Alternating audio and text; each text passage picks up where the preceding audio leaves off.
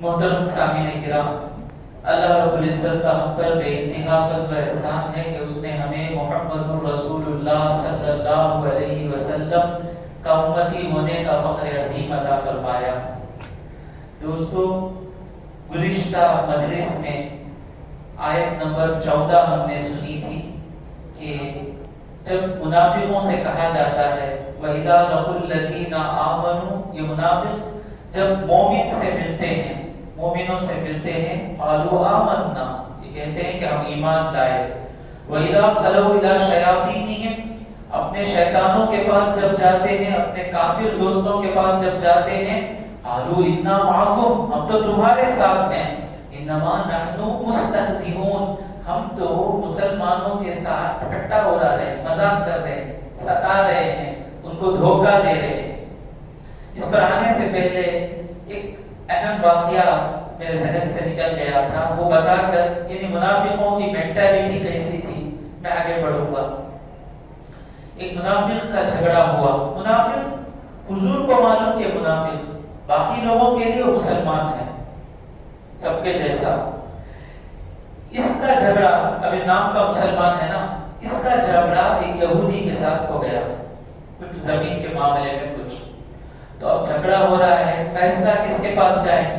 تو یہودی نے کہا، دنیا کی بات ہے نا، یہودی نے کہا چلو تمہارے سردار محمد کے پاس جاتے ہیں صلی اللہ علیہ وسلم، کیونکہ یہودی کو معلوم تھا کہ یہودی کے جو عالم ہیں، علماء ہیں، رشوت لے کر فیصلہ دینے والے، اور محمد الرسول اللہ صلی اللہ علیہ وسلم کیسے ہیں؟ سچ کہنے والے، حضور کو دنیا سے محبت نہیں۔ تو یہودی جب تک دنیا ہے، صحیح جگہ پر آنے کی خواہش، یہودی بولا نہیں، تمہارے آقا محمد ہے نا صلی اللہ علیہ وسلم، ان کے پاس جاتے ہیں۔ منافق بولا نہیں، تمہارے جو علماء ہیں ان کے پاس جاتے ہیں، رشوت دے کر کام بنا لینے کے لیے۔ یہودی مانا نہیں، تم بھی کہتے ہو کہ محمد سچے ہیں صلی اللہ علیہ وسلم، میں بھی کہتا ہوں محمد سچے ہیں، ان کے پاس ہی جائیں گے صلی اللہ علیہ وسلم۔ مجبوراً منافق کو حضور کے پاس آنا پڑا۔ حضور نے، اب غور سے سنیں، حضور نے سنا اور جس کے طرف سچ تھا وہاں فیصلہ کر دیے۔ اب یہ سچ کس کے طرف تھا؟ یہودی کے طرف تھا، منافق کی طرف نہیں تھا۔ حضور نے کہا جو زمین جو بھی ہے یہ حق منافق اس یہودی کا ہے۔ فیصلہ لینے کے بعد منافق بولا نہیں، یہ فیصلہ برابر نہیں ہوا، صلی اللہ علیہ وسلم کا فیصلہ برابر نہیں ہوا۔ میں آتا ہوں، میری تفسیر کا ایک انداز ہے، تھوڑی تفسیروں میں آپ کو زیادہ معلومات حاصل ہوگی، you will get more informations. My base is not giving you more information. میرا مقصد کیا ہے کہ قرآن ہماری زندگی بن جائے، ہم سدھر جائیں، ہماری جو بیماریاں جو ہم کو نظر نہیں آتی ہیں، یہ قرآن کی تفسیر ہمارے لیے آئینہ بن جائے۔ اب میرے چہرے پہ داغ لگا ہوا ہے، مجھے دکھ نہیں رہا ہے، جب میں آئینے کے سامنے آتا ہوں تو میرا داغ مجھے دکھتا ہے نا، اس طرح میں کوشش کر رہا ہوں اس تفسیر کو سامنے رکھ کر ہماری جو گندی عادتیں ہیں ہم سے چھوٹ جائے۔ تو حضور کا فیصلہ آنے کے بعد حضور کا فیصلہ صحیح نہیں ہے، یہ سمجھنا مومن کی شان نہیں، منافق کی شان ہے۔ آج ہم دیکھتے ہیں لوگوں کو کہ حضور کی حدیث بتائی جا رہی ہے، میں جو کرتا وہ صحیح، تمہیں حدیث بھی بول لو، آیت بھی بول لو، میں سننے والا نہیں۔ کئی لوگ کرتے ہیں۔ ایک مسجد میں لوگوں کی عادت ہے کہ آواز کرنے کی عادت ہے، بیان چلتا رہتا، بھائی کرسی اٹھاؤ، بیان چلتا رہتا، بھائی ذرا ہٹو بیٹھو، آواز سے بات کرنا اچھی عادت نہیں ہے۔ حضرت نے حدیث بتائی، کیا حدیث؟ مسند احمد میں ہے، حسن سند کے ساتھ۔ حضور صلی اللہ علیہ وسلم نے فرمایا من تکلم یوم الجمعہ، جو جمعہ کے دن بات کیا، والامام یخطب، اس حالت میں کہ امام خطبہ دے رہے ہیں، وہ بات کرنے والے کی مثال کیسی ہے؟ حضور فرماتے ہیں مثلہ کمثل الحمار، اس کی مثال گدھے کی طرح ہے۔ ابھی سننے کے بعد کیا کرنا؟ اللہ، آج تک میں کر رہا تھا گدھے کا کام کر رہا تھا، حضور کو ناراض کرنے کا کام کر رہا تھا، مجھے سدھر جانا چاہیے۔ نہیں حضرت، وہ پورا تمہیں بولنے کی ضرورت نہیں۔ یہ ہے کھلا کھلا بتانا، مومن سرنڈر ہو جاتا، معاف کریں یا رسول اللہ۔ منافق اپنی مرضی کے مطابق دین آیا ایکسپٹ، اپنے مطابق نہیں آیا بھائی وہ پورا اس زمانے میں دیکھ لے کرنے ہوگا نہیں بھائی، ویسا دیکھے تو پورا مارکیٹ ویسا نہ بھی چل لے تو ہے وہ نا، اگر ایسے ہیں تو منافق ہیں۔ تو منافق کو حضور کا فیصلہ پسند نہیں آیا، اس نے کہا چلو عمر کے پاس جاتے ہیں رضی اللہ تعالیٰ۔ کیوں؟ عمر رضی اللہ تعالیٰ عنہ کافروں پر شدید ہیں، سمجھا کہ عمر رضی اللہ تعالیٰ عنہ کے دل میں یہودیوں کی دشمنی اتنی زیادہ ہوگی کہ اس دشمنی کے بنیاد پر عمر رضی اللہ تعالیٰ عنہ فیصلہ میرے حق میں کر دیں گے۔ عمر تو حضور کی غلامی میں ڈوبے ہوئے ہیں رضی اللہ تعالیٰ عنہ۔ یہ دونوں آئے، آ کر بولے ایسا فیصلہ ہوا، ہم حضور کے پاس گئے۔ اچھا پھر کیا ہوا؟ یہودی نے کہا میں نے تو تمہارے نبی کا فیصلہ مان لیا، یہ جو مسلمان ہے یہ کہتا ہے کہ فیصلہ برابر نہیں، آپ فیصلہ کریں۔ میں فیصلہ کروں نا، تم میرے فیصلے کے لیے آئے نا؟ ہاں عمر میں تمہارے فیصلے کے لیے آیا، اب دیکھو میرا فیصلہ کیا ہے۔ سیدھے گھر میں جاتے ہیں، تلوار لاتے ہیں، اس کی گردن اڑا دیتے ہیں۔ اس نے مانگا نا فیصلہ، غلطی ان کی نہیں ہے، اس نے کہا کہ عمر تمہارا فیصلہ مجھے منظور ہے۔ عمر کہتے ہیں کہ جو مسلمان ہوتے ہوئے محمد الرسول اللہ کو نا انصاف کرنے والا جانے اس کو جینے کا حق نہیں ہے، گردن اڑا دیے۔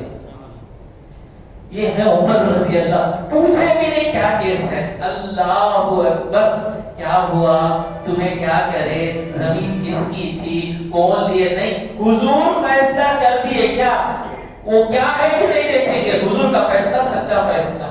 ہماری زندگیوں میں یہ آنا، ہماری زندگیوں میں یہ آنا، صرف مہر دے کے شادی کرنا یہ حضور کا فیصلہ، یہ جہیز لے کر شادی کرنا یہ حضور کا فیصلہ نہیں۔ ہر چیز میں حضور کے فیصلے ہیں۔ اب سیکھیں علماء سے کہ میرے مصطفیٰ نے زندگی میں کیسے فیصلے کیے ہیں، ان تمام فیصلوں کو مانیں گے تو ہم مومن ہیں۔ تو ابھی منافق کہتے ہیں ہم تو مومنوں کے ساتھ ٹھٹا اڑا رہے ہیں، بے وقوف لوگ ہیں، نعوذ باللہ، ہم منافق ہیں، ان کو معلوم ہی نہیں، ہم قسمیں کھا کر بولتے ہیں تو لوگ سچ مان لیتے ہیں، ہم تو ان کے ساتھ ٹھٹا اڑا رہے ہیں۔ اللہ کو مومنوں سے، مومنوں میں بھی صحابہ سے اتنا پیار ہے، فوراً اللہ کہتا ہے اللہ یستہزئ بہم، اللہ ان کے ساتھ استہزاء فرماتا ہے اس کے شان کے لائق۔ یہ ہے اعلیٰ حضرت کا ترجمہ۔ کیونکہ ٹھٹا، اگر کوئی دوسرا ترجمہ کرا تو کیا کرے گا؟ وہاں بھی لفظ استہزاء، یہاں بھی لفظ استہزاء۔ انہوں نے کہا کہ ہم ٹھٹا اڑا رہے ہیں۔ لٹرل ترجمہ کیسا کرنا؟ اللہ ان کے ساتھ ٹھٹا اڑاتا ہے، یہی ترجمہ کرنا نا۔ اعلیٰ حضرت نہیں کرتے ایسا ترجمہ۔ کیوں؟ کیونکہ اللہ کی شان نہیں ہے ٹھٹا اڑانا، گندے لوگوں کی شان ہے ٹھٹا اڑانا۔ تو وہاں پر کون سا لفظ رکھتے ہیں؟ اسی استہزاء کو رکھ دیتے ہیں۔ اللہ استہزاء فرماتا ہے، اللہ کے شان کے لائق جو استہزاء ہے ویسا فرماتا ہے۔ جی تو ٹرانسلیشن صرف ایک زبان جاننے سے ٹرانسلیٹر نہیں بن جاتے، آپ جس زبان میں ٹرانسلیٹ کر رہے ہیں اس زبان میں بھی مہارت ہونی چاہیے۔ عربی سے تمل میں ٹرانسلیٹ کر رہے ہیں تو عربی میں بھی ایکسپرٹ رہنا، تمل میں بھی ایکسپرٹ رہنا، تبھی صحیح ترجمہ آئے گا۔ کیونکہ عربوں کی عادت ہے کہ کوئی آدمی برا کیا تو اس کے جواب میں کہتے تم برا کیے، دیکھو میں بھی کیسا برا کرتا ہوں۔ یہاں برا سے مطلب برا کرنا نہیں ہے، تمہیں میں سزا دیتا ہوں۔ اللہ قرآن میں فرماتا ہے وَجَزَاءُ سَيِّئَةٍ سَيِّئَةٌ مِثْلُهَا، جو آدمی تمہارے ساتھ برائی کرے اس کے ساتھ ویسی ہی برائی کرو. تو جس کو سزا دینا برائی ہے کیا؟ نہیں نا. تو عربی میں اس طریقے سے استعمال ہوتا ہے. سمجھے؟ تھوڑا ڈرائی سبجیکٹ جا رہا ہے. میں اپنے کامیڈی میں جاؤں گا تو تفسیر ڈسٹرب ہو جائے گی. تھوڑا میرا ساتھ دے. تو فرماتے ہیں اللہ یستہزئ بہم، یہ اللہ کے ساتھ، یہ مومنوں کے ساتھ کھیل رہے ہیں. اللہ ان کے ساتھ کیا کر رہا ہے؟ اللہ ان کو اچھا تم کیا کھیل رہے ہو؟ سامنے سے مومن بن کر اندر منافق ہونا. تو اللہ بھی تم کو سامنے مسلمان ہی رکھے گا. جب تمہاری موت آئے گی آخرت کے دن تم کو اٹھا کر جہنم کے سب سے نچلے درجے میں ڈالے گا. کافر سے بھی نیچے، ابو جہل سے بھی نیچے، فرعون سے بھی نیچے. تو تم سامنے ایک پیچھے ایک، اللہ بھی تم کو سامنے سامنے رکھ کر پیچھے تمہارے لیے دوسرا عذاب رکھا ہے. اور دوسرا کیا ہے؟ وَيَمُدُّهُمْ، یہ لوگ یہ شرارتیں کر رہے ہیں، اللہ ان کو ڈھیل دے رہا ہے. وَيَمُدُّهُمْ فِي طُغْيَانِهِمْ، اور اللہ ان کی سرکشی میں ان کو ڈھیل دے رہا ہے. ٹھیک ہے چلو. تو حضور صلی اللہ علیہ وسلم فرماتے ہیں، اس حدیث کو ذہن میں رکھ لیں. عقبہ بن عامر، مسند احمد بن حنبل میں حدیث ہے. عقبہ بن عامر رضی اللہ تعالیٰ عنہ فرماتے ہیں عن النبی صلی اللہ علیہ وسلم، حضور نے فرمایا اذا رأیت اللہ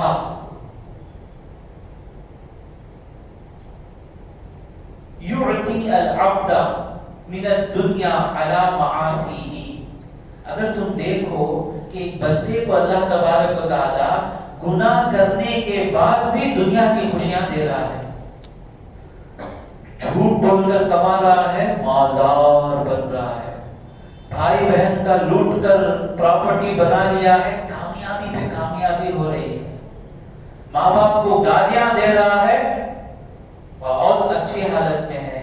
اگر تم کسی بندے کو دیکھو کہ گناہ کرنے، وہ گناہ بھی کر رہا ہے اور دنیا میں اس کا اچھا بھی ہو رہا ہے، تو حضور فرماتے ہیں اگر دنیا مایوبی کو جو پسند کرتا ہے فَإِنَّمَا هُوَ اسْتِدْرَاجٌ، یہ کیا ہے؟ اللہ تبارک و تعالیٰ ڈھیل دے رہا ہے اس کو مار دے گا تو سدھر جائے گا نا.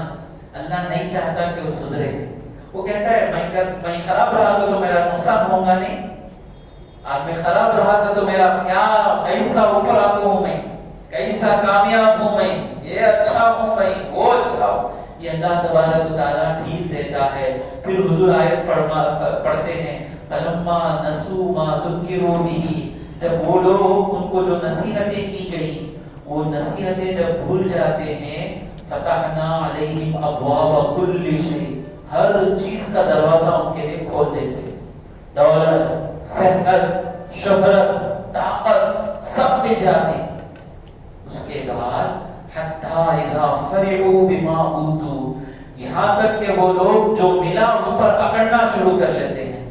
I'm successful person، بھائی محنت کی کمائی بھائی ہے، میرے ٹیلنٹ سے کمایا سو بھائی میں یہ، جب اکڑنا شروع کرتے فَأَخَذْنَاهُمْ بَغْتَةً، اچانک اللہ پکڑتا. وہ ایسا پکڑنا رہتا، کسی کو چھوڑتا نہیں، نہ فرعون کو چھوڑا اللہ تبارک و تعالیٰ، کسی کو نہیں چھوڑا. جن لوگوں کی اللہ بھلائی چاہتا ہے ان کے ساتھ کیا ہوتا ہے؟ مسند احمد بن حنبل کی حدیث ہے کہ عبداللہ ابن مغفل فرماتے ہیں کہ ایک آدمی تھے مسلمان، لقیا امرأۃ، ان کی ملاقات ایک عورت سے ہوئی، کانت بغیت فی الجاہلیۃ، وہ عورت زانیہ تھی، پراسٹیٹیوٹ تھی، وبچارم کرنے والی تھی مسلمان ہونے سے پہلے. ان کی دوستی تھی اس عورت سے، اب یہ بھی مسلمان وہ بھی مسلمان.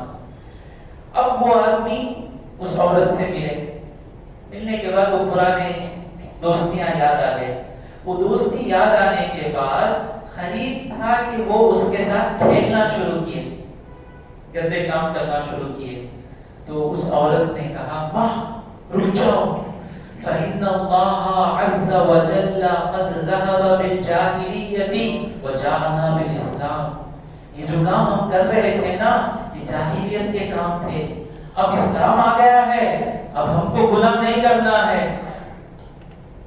یہ حضور کے زمانے کے سچے مسلمان ہیں نا، جو ہی اس عورت کے منہ سے وہ بات آئی رک گئے.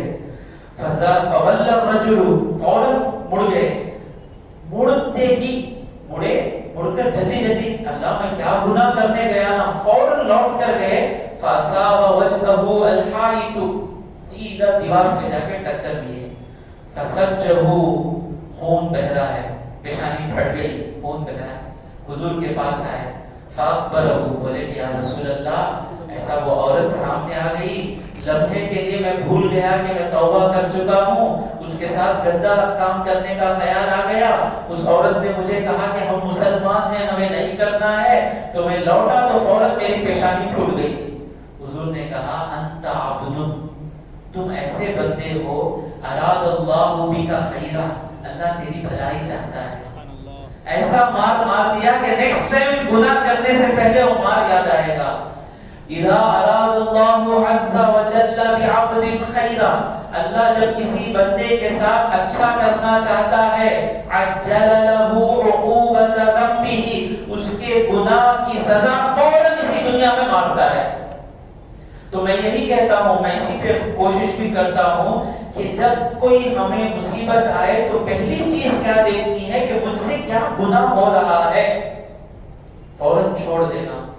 اور پھر فرماتے ہیں وَإِذَا أَرَادَ بِعَبْدٍ شَرًّا, اللہ جس کے لیے برائی کا ارادہ فرماتا ہے, أَمْسَكَ عَلَيْهِ بِذَنبِهِ, اس کے گناہوں کی سزا یہاں نہیں دیتا. زنا پہ زنا ہو رہا ہے, شراب خوری چل رہی ہے, ڈسکو ڈانس چل رہا ہے, کوئی مار نہیں پڑتا, سب چل رہا ہے. حتی یوافا بہ یوم القیامت کانہ عیر, یہاں تک کہ قیامت کے دن وہ جتنے گناہ ہوئے ان تمام گناہوں کی عذاب, گناہوں کا عذاب اسے ملے گا. حضور فرماتے ہیں وہ عذاب کتنا بڑا ہوگا, مکے مدینے کے پاس ایک پہاڑ ہے جس کا نام عیر ہے, وہ عیر پہاڑ کے برابر اسے سزا ملے گی. تو یہاں ہم کو مصیبتیں مل رہی ہیں, دکھ اس بات کا ہے کہ ہمارے گناہوں کی وجہ سے مل رہی ہے, سکھ اس بات کا ہے کہ سزا یہیں پہ مل گئی.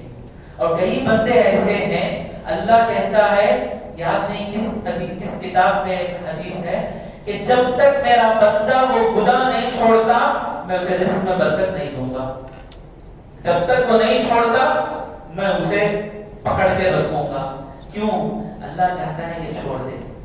بچہ چاقو ہاتھ میں اٹھا لیتا, فوراً کیا کرتے ہمیں ٹائٹ پکڑ لیتے, ہاتھ بھی ہلانے دیتے نہیں, پاؤں بھی ہلانے دیتے نہیں. چھوڑو تو چاقو چھوڑ پہلے, تو پہلے چاقو چھوڑ. جب تک وہ چاقو نہیں چھوڑتا ہم اسے نہیں چھوڑتے.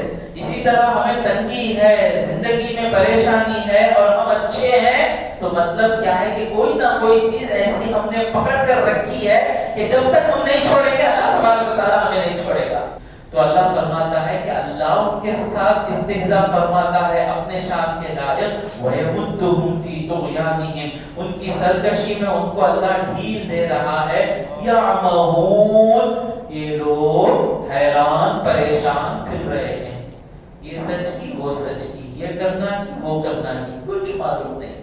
اور پھر آخر میں اللہ ان کی آخری صفت یہ سیکوینس میں اللہ کہہ رہا ہے اولئک الذین, یہ کیسے لوگ ہیں معلوم, اشتروا الضلالۃ بالہدی, انہوں نے ہدایت دے کر گمراہی خرید لی. ہدایت ملی نا, رسول اللہ صلی اللہ علیہ وسلم نبی ہیں, ان کی باتوں پر چلنا ہے, ان کی باتوں کو ماننا ہے, یہ ہدایت ملی نا. اس ہدایت کو دے کر انہوں نے گمراہی خرید لی. یہ ہے بیچنے والا, یہ ہے خریدنے والا. بیچنے والا کیا کرتا ہے, وہ آتا ہی ہے بیچنے کے لیے, اس کی چیز نہیں ہے, وہ بیچنے کے لیے آتا ہے. لیکن خریدنے والا کیا کرتا ہے, اس کے پاس پیسہ رہتا ہے اور سامنے کوئی چیز آ جاتی ہے تو وہ سمجھتا ہے اس کی ویلیو 200 روپے ہے, تو یہ 200 سے بہتر ہے وہ چیز میرے لیے. ایسے ہی خریدتے نا ہم لوگ, بکرے کا گوشت خریدنے کے کیا مول ہے یہاں پر, 500 روپے. واہ ماشاء اللہ, کتنا بیٹے, 800 بکرے کا گوشت, 800.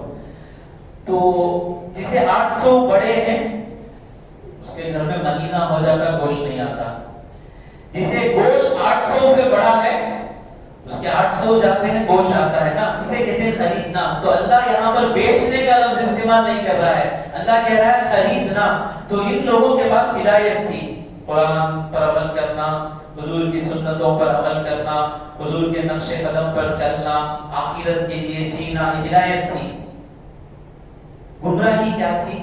یہ سب چھوڑ کر، دھوکہ دے کر، چوری کر کے، یہاں کی بات وہاں لگا کر ایسی زندگی گزرے تو شارٹ کٹ ہے نا۔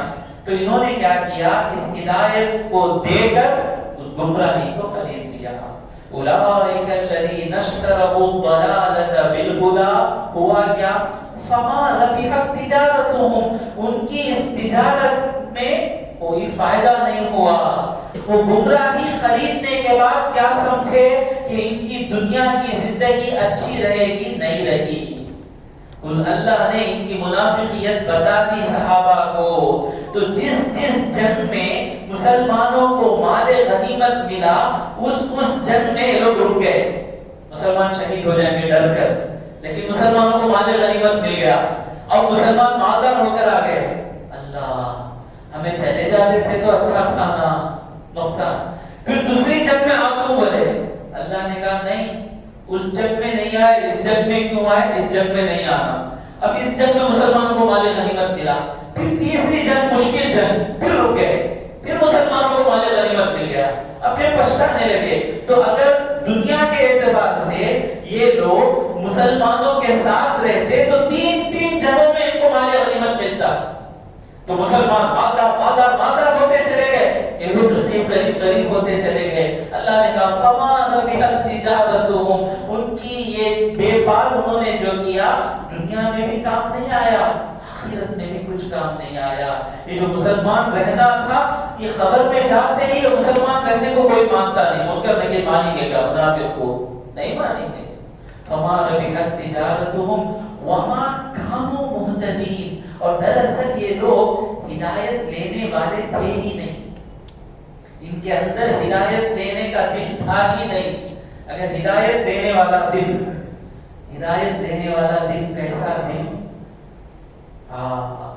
ہدایت لینے والا دل مضبوط دل، پاک دل، رحم والا دل، انصاف والا دل، یہ دل ہدایت دیتا۔ جو چکر مکر کا دل ہوتا، تلو ملو دل ہوتا، یہ دل کبھی ہدایت دے نہیں سکتا۔ اللہ پورا کہنے کے بعد کہہ رہا ہے وما کانوا مہتدین، یہ ہدایت دینا چاہے نہیں یا یہ ہدایت دینے والے تھے نہیں۔ مثلہم، ان کی مثال کیسی ہے؟ اللہ مثالیں دے کے سمجھا ہے۔ اب تک ان کے صفات بیان کیا، یہ کیسے ہیں، اب ان کی مثال دے رہا ہے اللہ۔ مثلہم کمثل الذی استوقد نارا، ان کی مثال کیسی ہے؟ اس آدمی کی طرح جس نے آگ روشن کی۔ ریگستان میں ہے، اندھیرا ہے، ٹریول کر رہے ہیں، کوئی لائٹ نہیں۔ اس وقت سفر کرنے والوں کے لیے سب سے اہم چیز کیا ہے؟ روشنی۔ آگ مل گئی تو روشنی بھی مل جائے گی، راستہ بھی مل جائے گا، ٹھنڈ سے بچ بھی جائیں گے، کھانا بھی بنا لیں گے، سب کچھ کر سکتے ہیں۔ تو ان کی مثال اس آدمی کی طرح ہے جس نے آگ روشن کی، یعنی یہ لوگ اندھیرے میں، تو یہ لوگ کفر کے، شرک کے اندھیرے میں تھے، خدا کون معلوم نہیں، جینا کیسا معلوم نہیں، ماں باپ کے ساتھ کیسا چلنا معلوم نہیں، بیوی بچوں کے ساتھ کیسا چلنا معلوم نہیں، کیا کھانا معلوم نہیں، کیا پینا معلوم نہیں، کچھ معلوم نہیں تھا۔ انہوں نے کلمہ پڑھا نام کے لیے، تو ان کے سامنے ساری ہدایتیں آ گئی۔ قرآن ان کا امام بن گیا، رسول اللہ ان کے ہادی بن گئے، صحابہ ان کا سہارا بن گیا، تو پوری روشنی آ گئی۔ فلما اضاءت ما حوله، جب اس آگ نے ان کے ارد گرد تمام چیزوں کو روشن کر دیا، اب سب کچھ دیکھ سکتے ہیں نا، لیکن انہوں نے کیا کیا؟ منافق ہونا پسند کیا۔ جو ہی منافق ہونا پسند کیا، ذهب الله بنورهم، اللہ ان کی نور کو لے کے چلا گیا۔ روشنی تو ہے، آگ تو ہے، لیکن ان لوگوں کی بصارت اللہ لے کر چلا گیا، دکھتا نہیں۔ کیوں نہیں دکھ رہا ہے؟ منافق نفاق کی وجہ سے ہدایت نہیں دکھ رہی ہے. ذهب الله بنورهم وتركهم، اور اللہ نے ان کو چھوڑ دیا فی ظلمات، اندھیریوں. قرآن میں اکثر ظلمات پلورل آیا، جمع آیا، پڑھنے. نور سنگولر آیا، مفرد آیا، بولومئی آیا. ہمیشہ جہاں بھی آپ قرآن پڑھ لیں اس کا معنی کیا ہے؟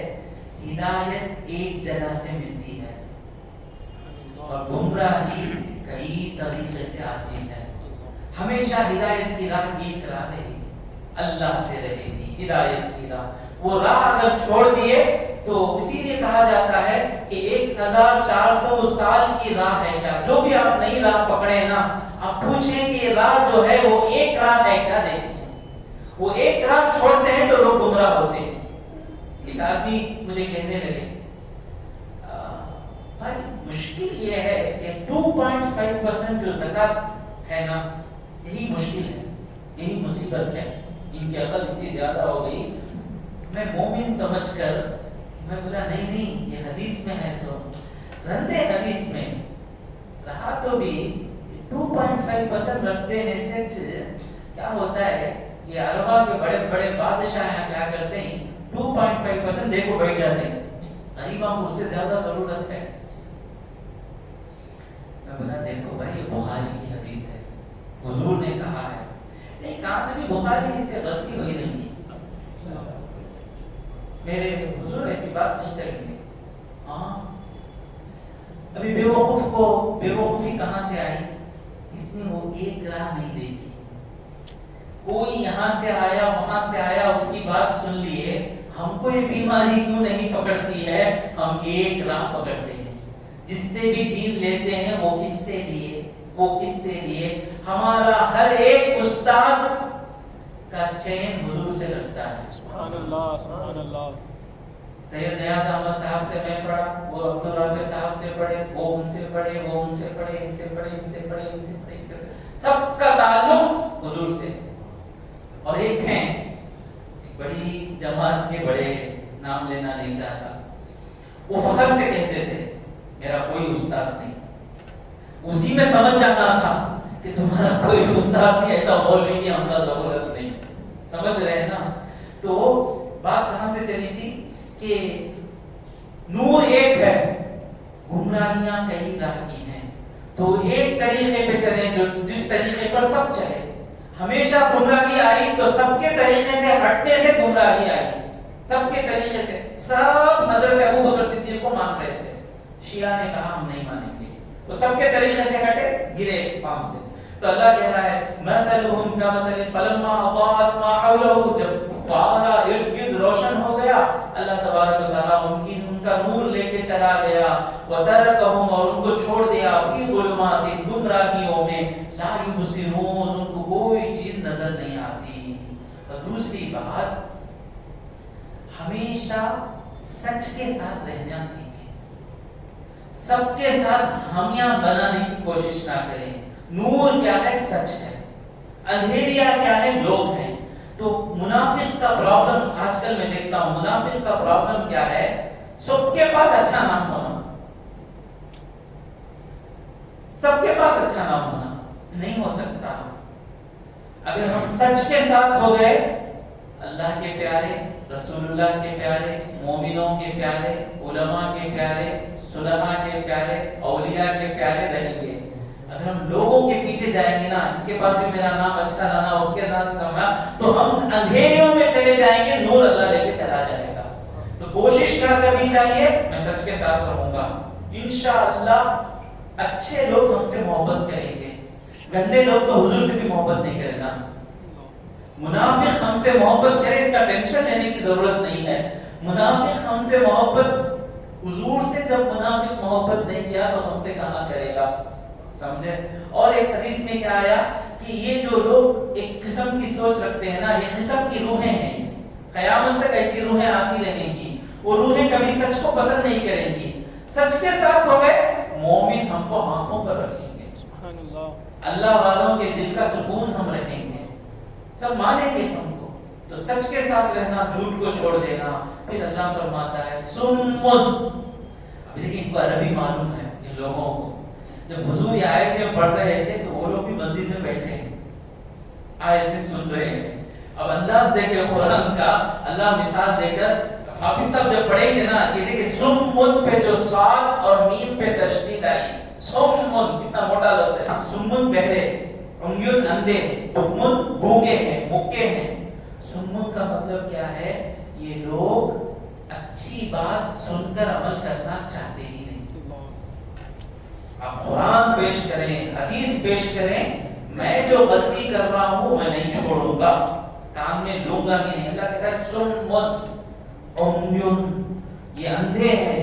اندھا مطلب کوئی دوسرا غلطی کیا، اسے نقصان ہوا، ہاں وہی کرا تو بھی مجھے ایسا مار پڑے گا نہیں. یہ ہے دیکھ کر نصیحت حاصل کر لینا. ان لوگوں کو دیکھ کر نصیحت حاصل کرنا بھی نہیں ہے. وہ بکمن، اور یہ لوگ سچ بولیں گے بھی نہیں، پالیسی کی باتیں کرتے رہیں گے، کبھی منہ سے سچ نکلے گا نہیں. تو اللہ کہہ رہا ہے سمن بکمن عمیون فہم لا یرجعون، اور یہ لوگ واپس مڑنے والے نہیں ہیں. یہ منافق ہو گئے، منافق ہی رہیں گے. اب آپ پوچھیں گے جب یہ لوگ منافق ہی رہیں گے تو اللہ تبارک و تعالیٰ ان کو قرآن کی آیتیں بتا کیوں رہا ہے؟ سمجھ رہے ہیں نا؟ اللہ کہہ دیا یہ بہرے ہیں، اندھے ہیں، گونگے ہیں، یہ واپس آنے والے نہیں. پھر اللہ تبارک و تعالیٰ کیوں قرآن کی آیتیں پیش کر رہا ہے؟ جو لوگ ان کے جیسے نہیں ہیں وہ لوگ ان کے جیسے نہیں ہونا. جو لوگ بچ سکتے ہیں ان کو بچاتے رہنا، جو لوگ نہیں بچ سکتے وہ بچیں گے نہیں. آخری وقت تک بھی انہوں نے توبہ نہیں کی. اللہ تبارک و تعالیٰ سے دعا ہے کہ جو کچھ کہا اور سنا اس پر عمل کرنے کی توفیق عطا فرمائے.